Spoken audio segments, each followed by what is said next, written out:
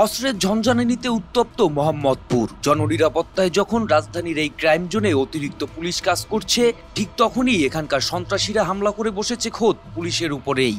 সম্প্রতি বছিলা এলাকায় পুলিশের অভিযানে সংঘবদ্ধ ছিনতাইকারীদের হামলায় ৫ পুলিশ সদস্য সহ স্থানীয় যুবক আহত হওয়ার খবর পাওয়া গিয়েছে।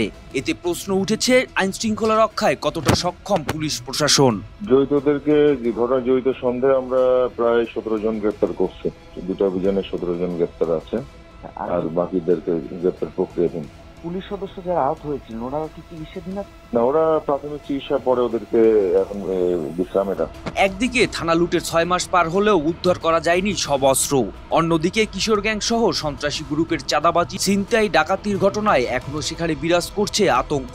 এই জায়গা ৩টা হুন্ডা সেকেন্ডের মধ্যে ব্রেক করে খুব শুরু হয়ে গেছে। কোন আমার কি জীবনে রিক্স আছে, কোনো বোঝাশোনা আসেনি।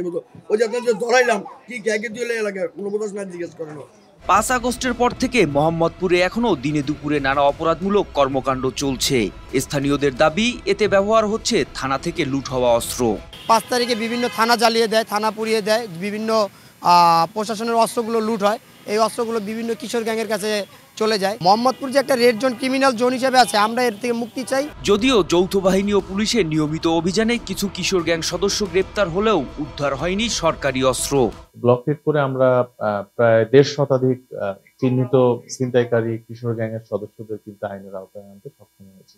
এখন পর্যন্ত আমাদের বেশ কিছু অস্ত্র আমাদের এই ডিভিশনে উদ্ধার হয়েছে, তবে সংখ্যাটি আপনাকে আমি জানাতে পারবো পরবর্তীতে।